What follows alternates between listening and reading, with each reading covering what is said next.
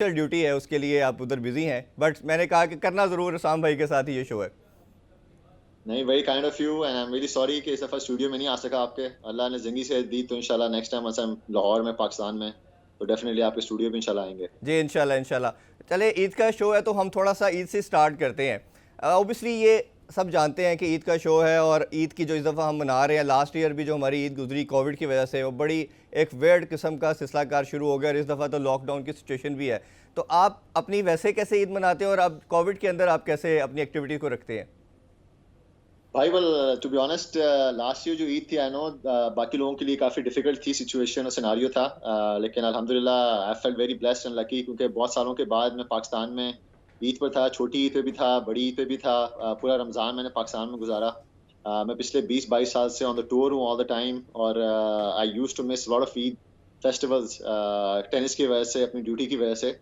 तो last year तो I had a great time. I newly got married also last year, बिल्कुल रमजान रमजान से एक हफ्ता पहले I got married as well. तो मेरी पहली ईद थी अपनी वाइफ के साथ भी, उसकी फैमिली के साथ भी।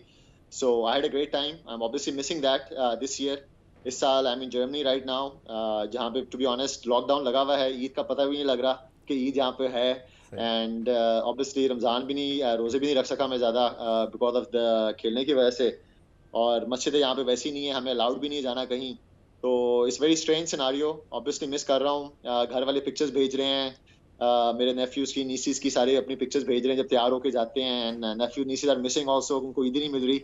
और मुझे भी एक्चुअली मिस कर रहा हूँ कि उनको ईदी नहीं दे पा रहा मैं, विच आई जी had a great time last year. लेकिन या डिफरेंट टाइम्स है, जिस तरह आपने बात की। लास्ट ईयर मेरे ख्याल से पाकिस्तानी कौम ने तो ईद बहुत सेलिब्रेट की थी, जिसकी वजह से हमारे केसेस भी बढ़ गए थे। जी।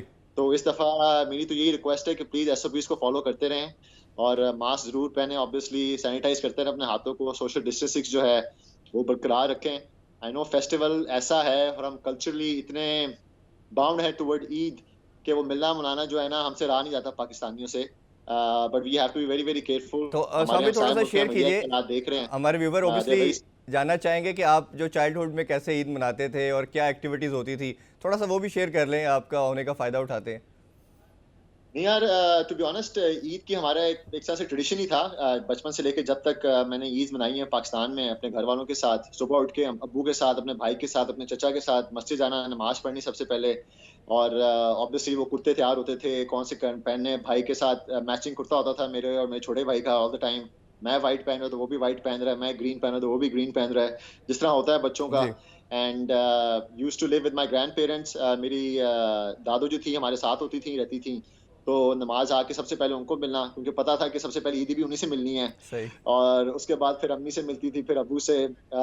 Then used to go to my नानकों के घर, नाना के घर, और नानी अम्मा से मिलना सबसे इम्पोर्टेंट चीज़ थी।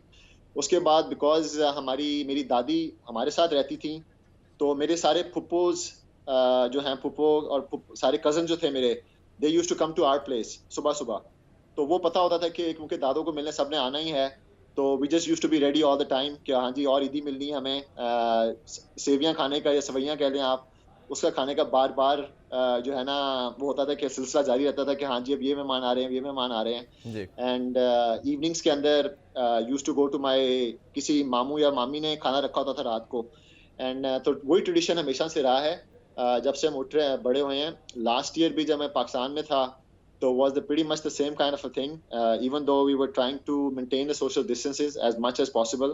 उतने कजन्स वगैरह को इतना ज़्यादा नहीं मिल सका मैं, लेकिन 1-2 डिनर ज़रूर हुए थे, अच्छा जिसमें जाके उसामा भाई, मैं ऑब्वियसली एक रिलेटिव्स को मिले थे। जी उसामा भाई, मैं एक चीज़ जानना चाहूँगा कि मेरा अपना मानना ये है कि कोई भी बंदा किसी भी लेवल पे कंट्री को जब रिप्रेजेंट करता है तो that is basically chosen bye God. ये अल्लाह का बहुत बड़ी ब्लेसिंग है कि आप अपने कंट्री को रिप्रेजेंट करते हो। एक तो इस हवाले से बताइए ये कितना बड़ा ऑनर है, और दूसरा ये बताइए कि क्या शुरू से ही आपका पैशन था कि आप अपने कंट्री को रिप्रेजेंट करेंगे, या ग्रेजुअली लेटर ऑन आपको लगा, डेवलप हुआ कि जी मैं इस लेवल पे वो खेल सकता हूँ टेनिस में, इतना बड़ा प्लेयर हूँ? क्योंकि जैसे माशाल्लाह मैंने आपको देखा कि आप एशियन नंबर 1 भी थे, अपने जो अंडर जो बात करनी चाहिए टेनिस की, जो बड़े लेवल से नीचे वाला टियर होता है, उसमें आपने नंबर 7 पे एंड किया। तो वो थोड़ा सा बताइए अपना इनिशियल डेज़ के हवाले से भी। यार बचपन से एक बात तो मेरे अंदर थी फॉर सम रीजन और whatsoever I have always been very very patriotic. Hmm, बचपन से I been I love my country, I love my people, और हमेशा से वो पेट्रियटिज्म वाली चीज जो है वो हमेशा मेरे अंदर ही है फॉर सम रीजन और the other. I wanted to be a fighter pilot when I अच्छा। Was a young kid. और मेरे हमेशा एक ख्वाब थे मेरे कि मैं पाकिस्तान के लिए जंगों में लड़ूंगा, I be flying fighter pilot as a pilot. और जो है ना सारे जो हमारे शोधा रह चुके हैं जिनको सारे जो कहते हैं निशाने हैदर मिल चुका हुआ है, राशिद मिनहाज, उनकी वीडियोस देखना, उनके ड्रामास देखना, वो सारी चीजें बहुत ज्यादा बाउंड थी। टेनिस में तो मैंने कभी भी नहीं सोचा था अपने मुल्क का नाम रोशन कर रहा हूँ। I had very big shoes to fill. मेरे नाना Khawaja Iftikhar Ahmed all India number 1 थे बिफोर पार्टीशन। अच्छा, मेरी माशाल्लाह। वालदा नेशनल चैंपियन है चूंकि पाकिस्तान की प्राइड ऑफ परफॉर्मेंस अवार्ड मिला हुआ है नौशीन एहतशाम को, मेरी वालदा को, मेरे नाना को भी। तो वो हमेशा बहुत ज्यादा प्रेशर था। अम्मी ने मुझे टेनिस शुरू करवाई एट द एज ऑफ 13। और बस वो यही था कि उस वक्त तो छोटे ख्वाब थे कि I have to make my नाना proud of me, I have to make my mother proud of me and my family proud of me. उसके बाद when I became world number 7, Asia number 1, वहां पे मुझे एहसास हुआ may be tennis has given me that platform जिस पे मैं अपने मुल्क को can make my country proud of me as well. और फिर बस that has been always been my driving force, that has always been my motivation to be the door अच्छा ओपनर, शाम भाई, एक टू बी एक चीज़ वन ऑफ अ ये। Kind बंदा जो होता है ना। हाँ। आई हैव ऑलवेज बीन बचपन से आप कह सकते हैं डिफरेंट रहा हूँ बाकी बच्चों से। आई वुड से स्कूल के अंदर भी I was known as jack of all trade master of none. हर चीज के अंदर मेरी टांग अड़ाई होती थी, सही। हर स्पोर्ट्स के अंदर मेरी टांग अड़ाई होती थी। आई फील वेरी लकी, मैंने क्रेसेंट मॉडल से अपना मेट्रिकुलेशन एग्जाम किया है, 10 साल मैंने क्रेसेंट में पढ़ा हूँ। एंड क्रेसेंट मॉडल में स्पोर्ट्स को बहुत तरजीह दी जाती है, फोकस किया हम्म, जाता है स्पोर्ट्स के ऊपर। तो I used to play cricket, hockey, swimming, badminton, table tennis, athletics, वो सारे मौके मुझे मिले। And I just ended up being a good athlete, और जिसकी वजह से मेरे ख्याल से अम्मी को भी एहसास हुआ कि लेट्स सी कि अगर मेरे अंदर टेनिस के जीन्स भी हैं, hmm. And ended up having them. और अल्लाह का बहुत बहुत करम है कि I been able to represent my country and get laurels for my family also. और and that is why I am standing sitting right in front of you as well. माशाल्लाह। अच्छा, मैं इसी वाले से बात करना चाहूँगा। As you mention your family belongs to tennis, और आपकी मदर का भी आपने नाम लिया, that is the biggest driving force as well.